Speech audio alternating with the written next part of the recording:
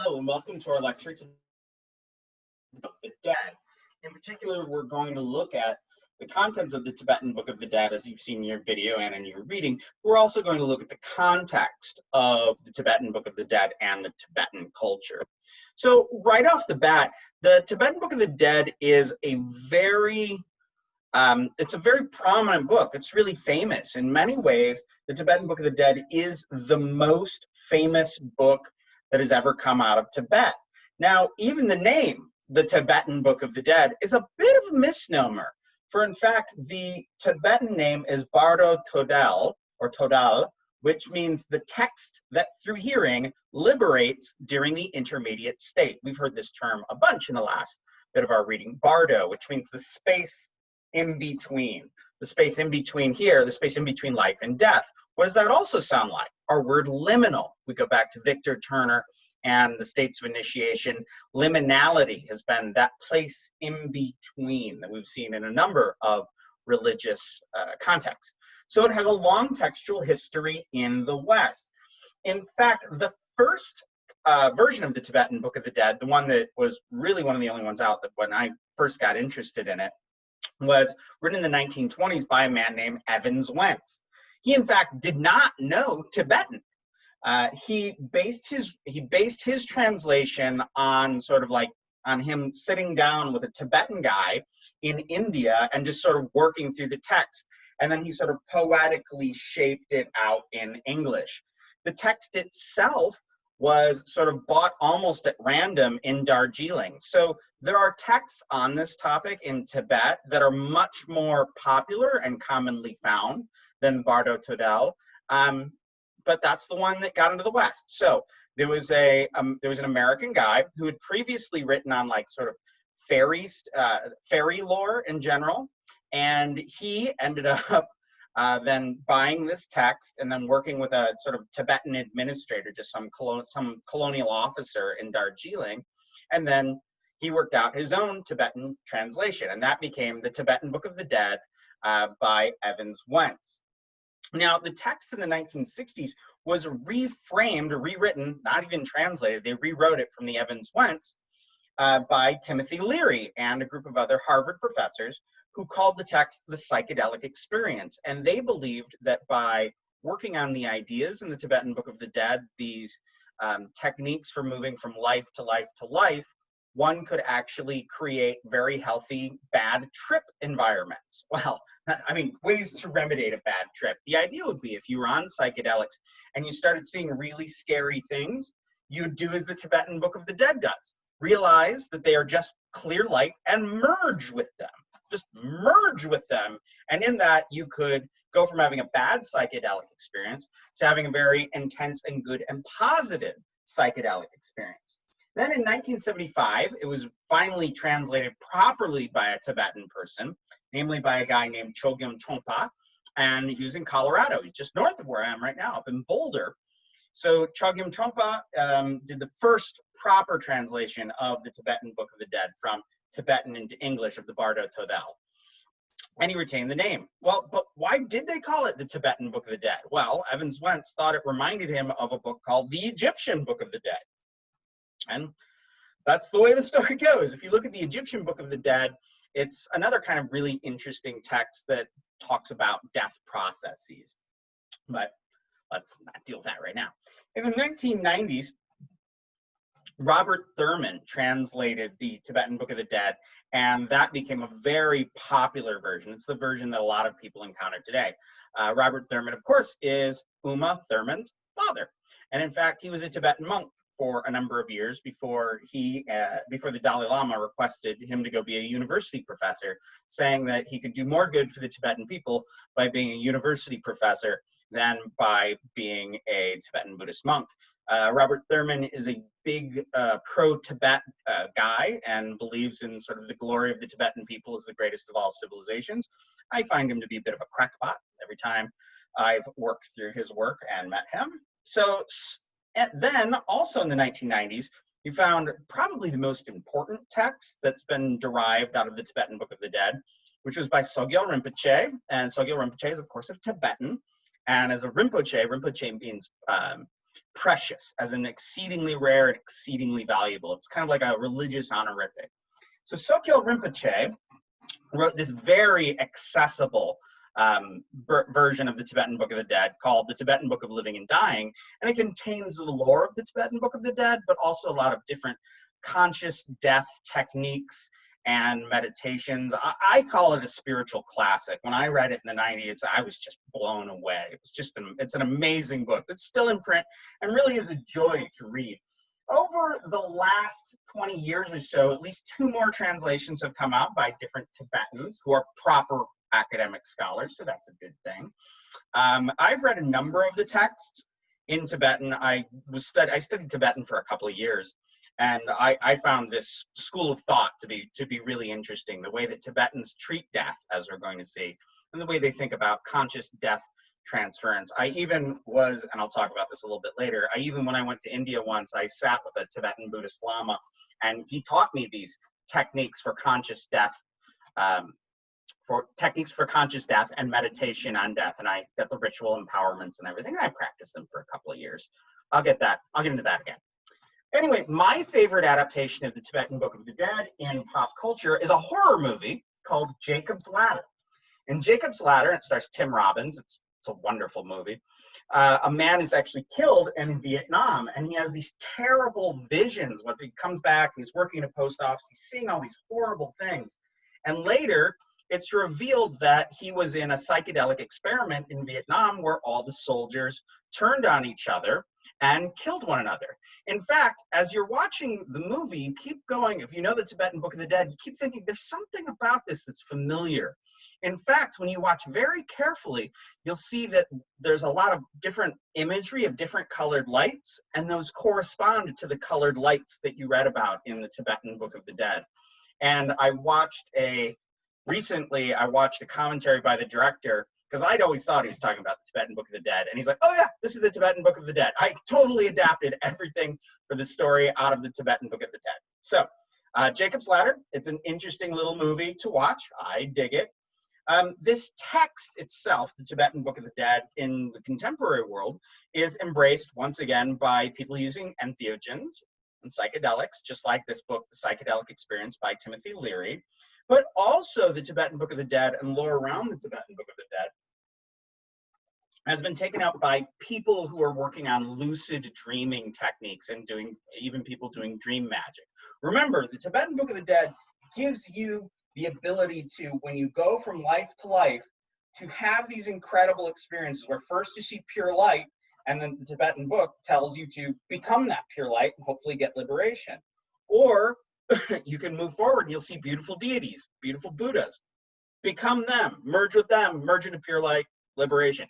Scary things, don't run away. Realize they are just a projection. They are just you. Merge with them and be liberated. And then finally, if you don't make it through that, you'll see animals and people copulating, and you'll be attracted to some of them. You'll rush and merge with them, and the next thing you know, boom, you found your mom and dad, and you are back to being alive again. So the whole overall arcing technique that they would say is that when you encounter these terrifying images and visions, to realize they cannot hurt you, they're only projections, and that if you merge into them and realize their true essence, you can find liberation, bliss, joy, insight. So clearly, it's the same kind of thing that happens when you're having dreams or nightmares. When you're having dreams or nightmares. Sorry, my PowerPoint is not advancing. Let me just do something here real quick, sorry. So, what are the contents of the Tibetan Book of the Dead? Well, the text guides the deceased from death to rebirth. The text urges the deceased to, 1, recognize their own always perfect luminous nature, realizing your essence, your mind is a mind of clear, pure light, and especially that is the case when you're moving between life and death. And also, if you cannot recognize your own pure, luminous nature, you should not become afraid and rush through the process towards a bad rebirth or a less than auspicious rebirth. The dead person sort of moves through this transitionary state, or Bardo in Tibetan, The word in Sanskrit is antarabhava, which means state in between. In a sort of dream body that is like when the person is alive, but the brain is all chaotic, like your brain in a dream, in which the mind is agitated and drawn in all directions and cannot settle anywhere. So when you're moving from life to life, not unlike being in a dream, you're all discombobulated all the time. Okay, so what's the process? So it takes 49 days between your death and the time that you enter a womb for rebirth. And this is divided into various sections. First, when a person dies, they leave the body, though their soul kind of lingers around the body, as we saw in our video and in our reading. And they experience clear light, just clear, blissful light. But even that, you become afraid of that and sort of run from the clear light. In the next phase, you see all sorts of peaceful Buddhas, peaceful deities. But you also become afraid. You become afraid of them. And the goal here is that you should realize that they are peaceful, good deities, merge with them and turn into light. Now, a number of Tibetans have said that, you know, when you die, if you're an American or a Westerner or a Christian, you're going to see angels and gods and whatnot. Tibetans, because they are conditioned to see Buddhists all the time, they're going to see peaceful Buddhas.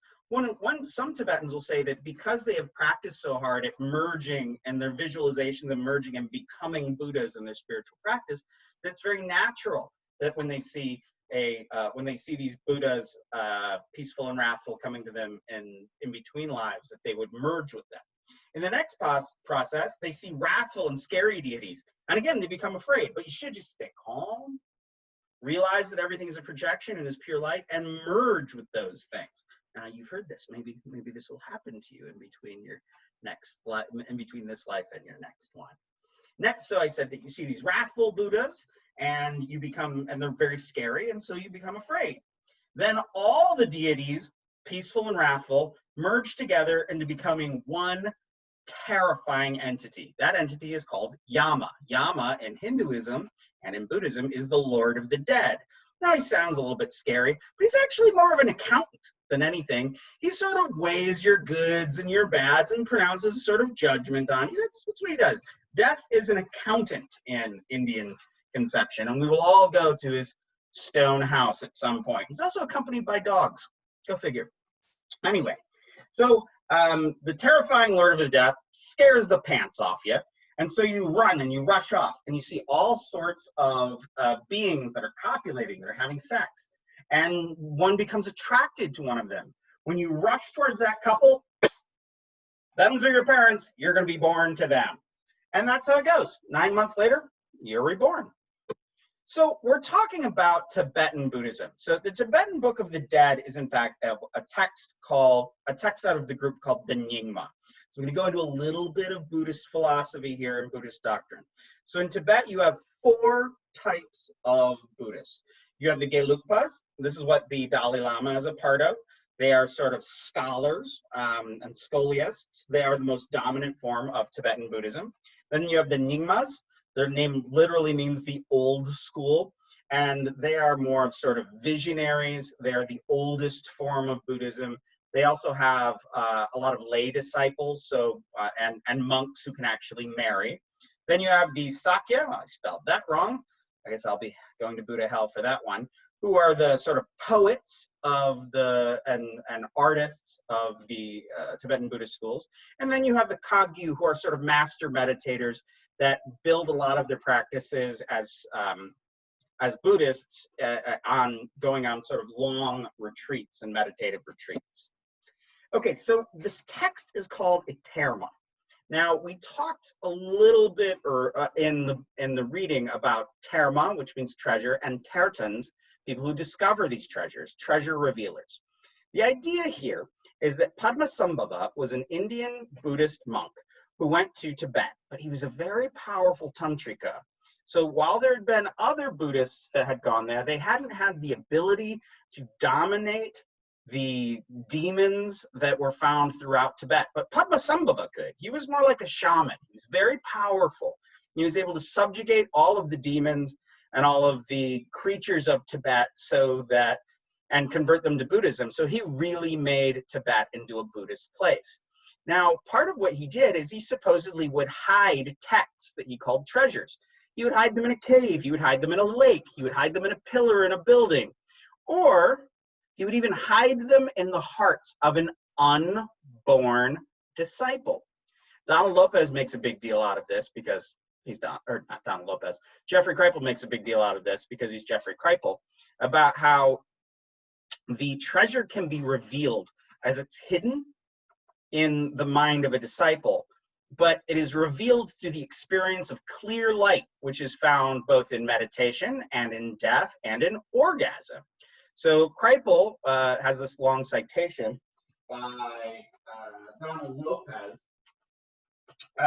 who says that, in fact, in order to cultivate this mind of clear light, people would do consort practice. They would use ritualized sexual techniques to manifest clear light in their brain, especially at orgasm, which a lot of people see flashes of lights in orgasm. And in that, they would, in fact, see the treasure that Padmasambhava put there so long ago, and it is revealed.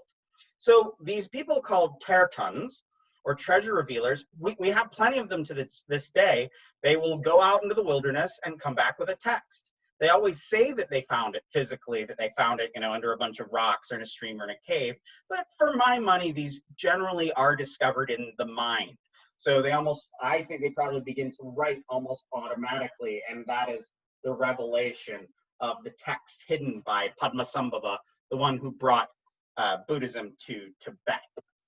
Now, we're talking about a text that's Nyingma. It's from the old school of Tibetan Buddhism. Nyingmas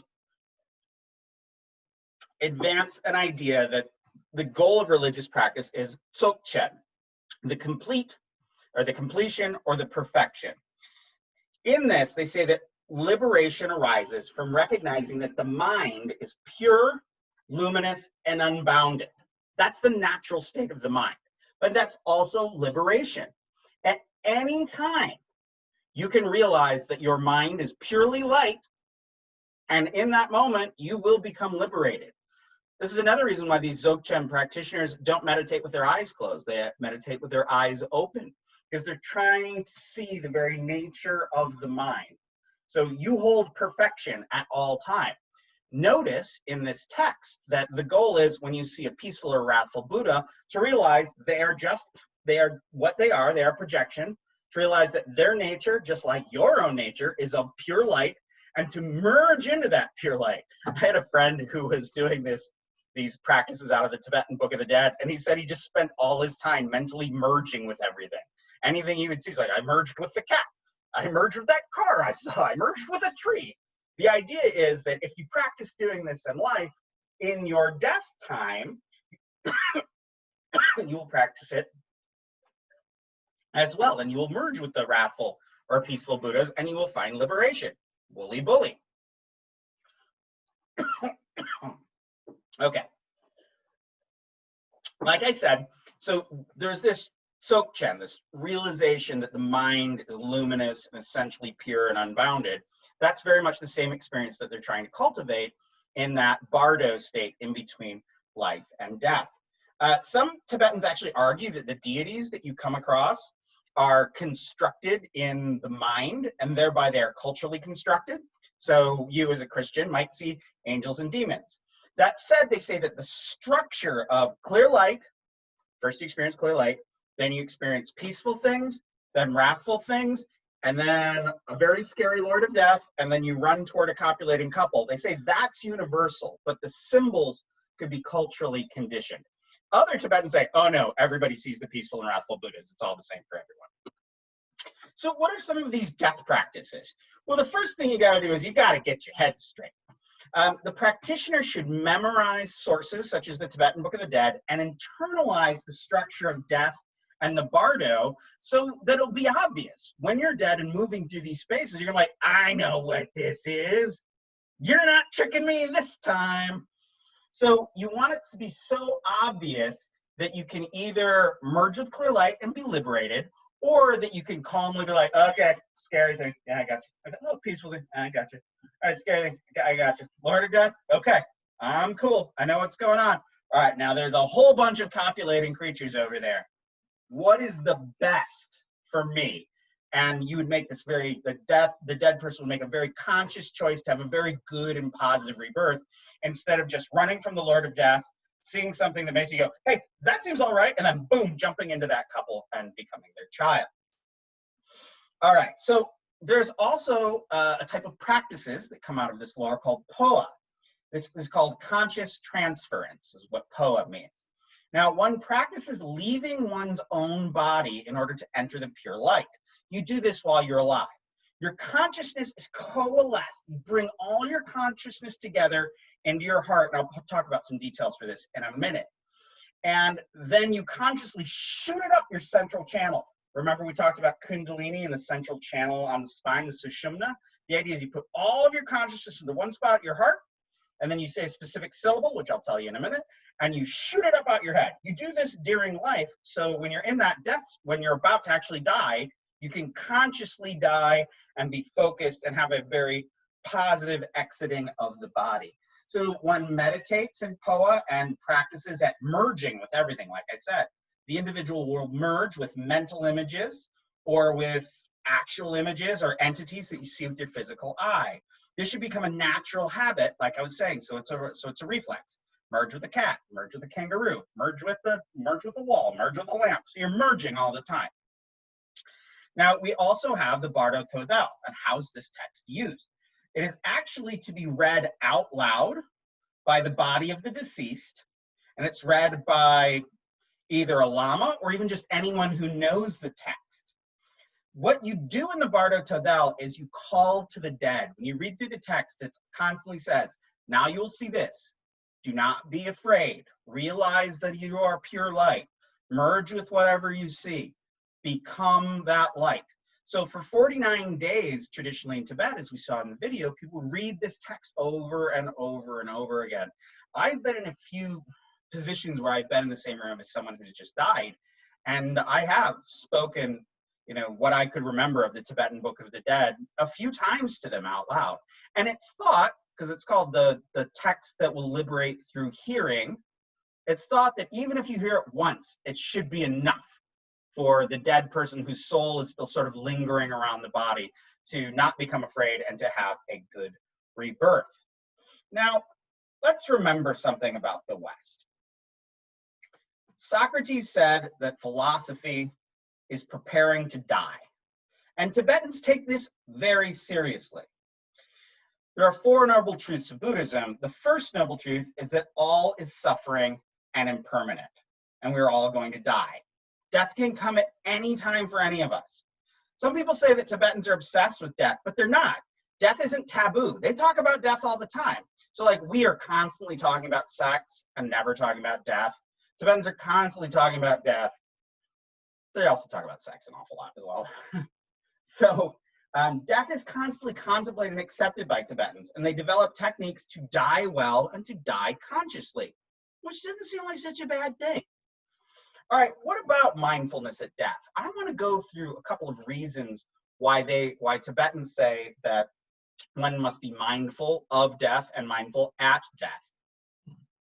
Now, I'm drawing, in fact, from a character named Tsongkhapa, who lived from 1357 to 1419.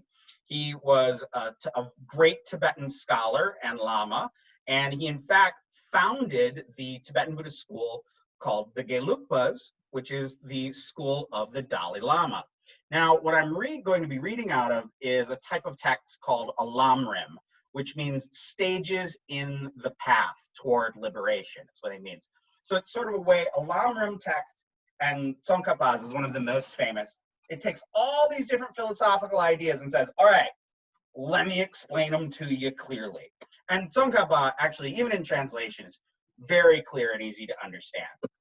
So we need to realize the rarity of human rebirth. We're talking about a culture that believes in reincarnation. It's really rare to be born a human, really rare. It's also even more rare to be born in a place where there's no strife, to not be born in a war zone, and to be born in a time where there is Buddhism, which is the path to liberation, to be born in a country where Buddhism is easy to access, and actually knowing a Buddhist teacher. All of these things are very rare. Also, having a body and mind that is capable of learning and understanding the truth of Buddhism. So it's exceedingly rare. Most times you rebirth, you're either you're born as someone who isn't smart, or you're born somewhere where there is no Buddhism, or you're born, you know, somewhere where there's no way to learn truth, or you're born as an animal. So one Tibetan Buddhist argument is that attaining a human rebirth is rare. It's as rare as a turtle that lives in an ocean, and it brings its head up every 100 years and pokes its head above the surface, and at that very same time, its head goes through a golden ring that's floating on the surface of the ocean. That is how rare it is to be born a human who can learn Buddhism. So they talk about this precious human life that we have, and they say, use it to your best because it's rare and you might not get another one. Now, you need to contemplate the certainty of death. Death cannot be avoided or escaped, and it happens to all people. As we say in the West, the only sureties are death and taxes. Your lifespan is unknown, and it cannot be expanded. It's always fleeting, despite what people who want to sell you medicine or tell you can be immortal through alchemy. You will die, and you cannot expand your lifespan. You can never know how long that lifespan will be. All pleasure is compromised because death can come at any time. You cannot become lost in your life and lost in pleasures because death is coming, could take you at any moment. We don't know when there is time, or, well, sorry, I missed a slide here. I'll just say it out loud. There's no natural time or opportunity for religious practice. We have to make the time to do religious practice. We're always putting it off, but when we realize that death is always coming, we need to practice hard. Now, we have to contemplate the uncertainty of the time of death. While there are different lifespans in different realms, they have this idea that you can be born in a heavenly realm, you live a very long life as a god, and that's great, or you can be born in a hell realm, it'll be also fleeting, or you can be born in this world, or you can be an animal, but you know, lifespans, you can't know how long your life is going to be, even though the ideal human lives to be 100 years. As Tibetans would say. So our lifetime in this world is never going to be longer than about 100 years, and it's probably going to be a lot shorter than that. We lose time because we're too young to practice and think, and then we're too old and we start really wanting to do religious practices, and our minds are old and feeble. The causes of death are myriad, and the means of salvation from death are limited. We can be killed by events, by wild animals, by illnesses. Death is always coming. The body is so fragile. It can be so easily afflicted and struck down. And at death, only religious practice can help us. Our friends can't help us. We die on our own. The Western philosopher Hegel says death is the one thing nobody can do for you. We all die on our own. Wealth doesn't matter. You can't, the wealthy and the poor die in the same way. Your body is of no help, but it's wrecked by death. And by the time you're going to die, your body's worthless. Okay, so what are the different signs of death? How can we know death is coming? And if we can know death is coming, we can do something about it, like die in a conscious manner. In fact, the Tibetans argue there are 21 ways of figuring out if death is impending and how long until it'll happen. The signs are mostly about the body. It's like the limbs work in a different way. The eyes have a certain appearance, or the teeth look kind of funny. Others involve observing your shadow in the sun, or someone can look at you and meditate on a body part until they see something in their brain that'll tell you. All of this is to say the Tibetans have all these technologies to tell when death is coming. Sometimes, in fact, if someone is about to die, they can do meditative practices that can put off death for a little while, not for very long. The idea is that death can't be warded off, but we can do things in the interior of our bodies to make us live a little bit longer, so we can do these practices, so we can learn a death technique, or even wait for a powerful religious figure like a lama. Now, in fact, a lama, or a Tibetan Buddhist teacher, lama is the Sanskrit word guru, in fact. So when you hear me say lama, just basically hear guru. So sometimes a lama will come to a recently dead or mostly dead person and revive them through specific practices they can do, like a sort of psychic CPR. But this isn't to save them. This is so they can begin to do the appropriate rites so the person can have a good death. All right. Let's talk about phowa. Now, phowa is consciousness transference, as I said. The Bardo Todel, or the Tibetan Book of the Dead, is filled with these types of techniques, and there's quite a bit of writing on phowa, conscious death techniques. As I said, I was initiated into doing some of these practices one time when I was in India, and I'm going to kind of summarize sort of those practices in this list here. So let's go through it. So what phowa does, projects consciousness outside of the body during life so that a practitioner can do so at the time of death. So at the proper time to die, you shoot your consciousness out the top of your head instead of your consciousness leaving through somewhere bad, like your nose, and that leads to a bad incarnation. And the idea is you maintain your clear, conscious mind through having a good conscious death, so you can bring that conscious mind into the next world and you can move well there. All right, so first thing a practitioner does is you visualize your own form, and you visualize yourself as being like your guru or being like the Buddha. So you're visualizing yourself meditating as the Buddha. You crystallize your consciousness into a white syllable, the syllable of ah, in whatever language that you know. The Tibetans have symbols for this. So the syllable at the heart, all of your consciousness is there. And then that syllable shoots out while someone utters the syllable out loud, peak. So get everything to the get it at your heart, and then you say peak, and then you shoot your consciousness out the top of your head.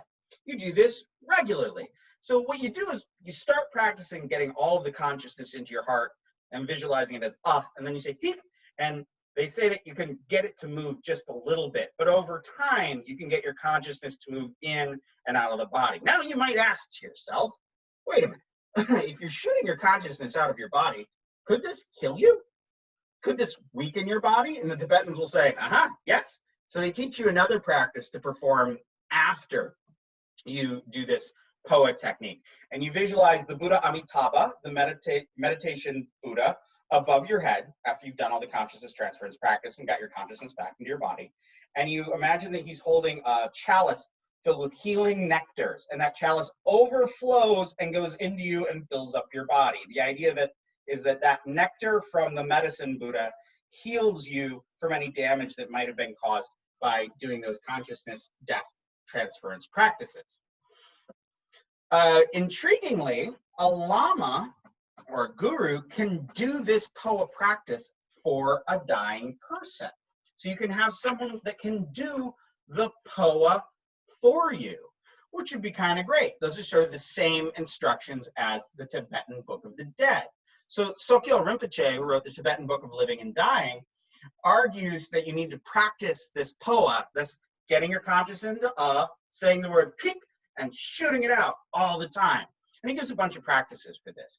He tells an example of a student who's performing this practice really regularly, and then she was out riding a horse, and she had an accident. She was being drugged by this horse, her foot stuck in the stirrup. And the student survived, but as she was doing this, she found that she was able to eject her body, or her consciousness, out of her body as she was in a dangerous experience. Now, she survived, but she said that she wanted to be able to do it even more powerfully, so she started practicing even more strenuously, knowing death could come at any time. Death can come at any second. And if you fall into the natural practice of conscious death, then you'll have those grooves in your head and be able to do it well at the time that you're actually going to be dead. All right, so once again, the instructions in the Bardo Todel. So the Bardo Todel is read to people who don't know this phowa or who aren't good at the phowa. If you haven't been trained in the instructions for ejecting your consciousness at the time of the death, maybe you can learn it while you are in the Bardo. So there are two reasons why people do this, is why they use the Tibetan Book of the Dead, is to help people who don't know phowa, or in case the phowa doesn't work and there's no way to really tell because, they're dead. All right, so while someone travels through the successive realms in the Bardo, they see pure light, pleasant deities, wrathful deities, the Lord of Death, and then creatures copulating. The person at that time is still connected to their old soul, their old name, their old body, and their old life, So the Lama, or whoever is reading the Bardo Todal, the Tibetan Book of the Dead, calls out to the deceased and says, be calm. Understand that you have died. See all these things as projections of the mind and merge into whatever you see and dissolve into pure light. The idea is the corpse can hear it, can hear these instructions, and the person whose soul is moving in between the realms of birth and death can understand what is being said and that it's being called to. So sometimes they'll just read the Tibetan Book of the Dead over and over and over again. Sometimes they'll break it down and be like, okay, the first 7 days, they're in pure light. We're gonna read to the corpse about pure light. The next set of 7 days, we're gonna write about the peaceful deities, or we're gonna read about the peaceful deities. So just reading out certain sections of the Tibetan Book of the Dead based on how long they have died. Ultimately, these instructions will hopefully cause someone to have a good human birth. Now, death is complicated in Tibet. And you might ask, how do they know this Tibetan Book of the Dead stuff? Clearly, it's just somebody speculating because no one has ever come back to the dead, or only 2 people have come back from the dead. Obviously, Jesus, but let's not forget about Elvis. Everybody's got a little Elvis in them. Anyway, so the Tibetans are intriguing. You ask them, how do they know this death stuff? They'll say, one, they've learned it through meditation, that they can go through the Tibetan book of, that they can experience death through meditation and then understand this lore about it. Other people use the Tibetan Book of the Dead, not in the way that I keep describing as a manual to be read to a corpse, but they'll actually meditate on the Tibetan Book of the Dead and going through those different stages, conditioning their minds. However, in Tibet and in China and in Nepal and Himalayas, we have people who have come back from the dead. They're called Delo, death voyagers. So Delo are women, mostly, there's a few males, who have come back from the dead. Usually they died from an incredible illness or are suddenly incapacitated, and they die.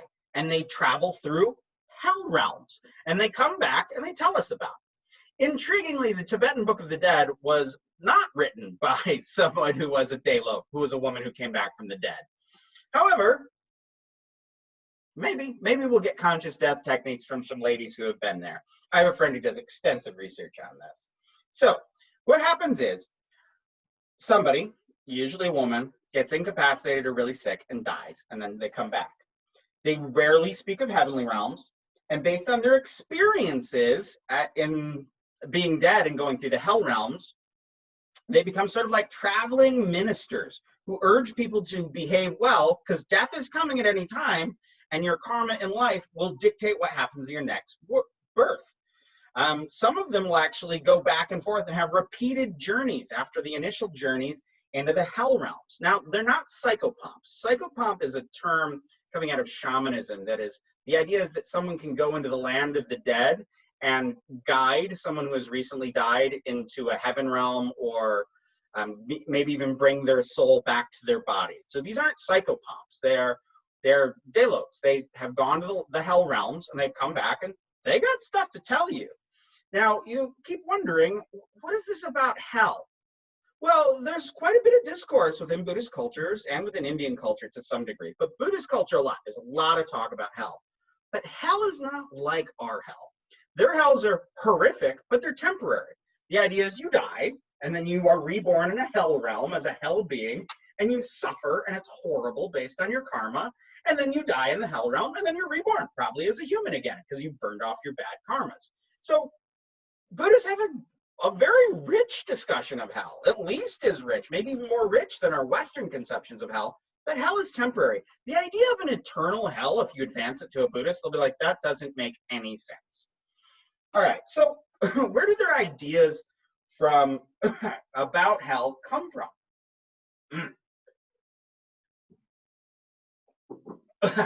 Well, their understanding about hells and hell realms are generally Indian, and but the idea of going to hell and coming back seems to be somewhat Chinese. All these cultures have this elaborate hell lore that look to some degree similar, but they get different when you really dig into them. So the Delo need to be, yeah, I'll just leave it at that. So the reality is of life is that very few people gain liberation. So these women go around and they sort of give these like Dharma talks about religion that describe sort of the basics of the Four Noble Truths and Buddhism, and supporting the Sangha, the community of Buddhists and monks, and being a good person. And that's what they do. They give a, but these Daylotes give sort of a plain talk where they even use very little Buddhism and just pretty much tell you about these horrible hellscapes, and then also say, you gotta shape up. Their big thing is about you shaping up.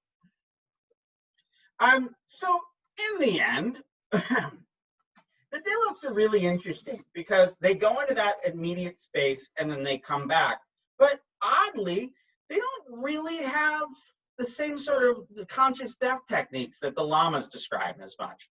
What I wanted to get to at the end of all of this is that when we look at Buddhism and death, we realize life is impermanent, that there are rituals to die well, that karma and morality are connected, and that death is a very important part of Tibetan life and really about all religious life.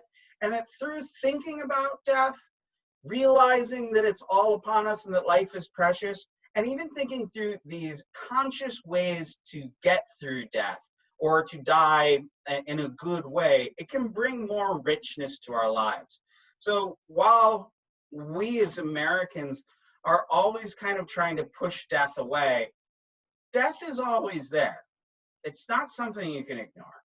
And thinking about it can make your life a little sweeter. So with that, I bid you adieu. I'll catch you next time.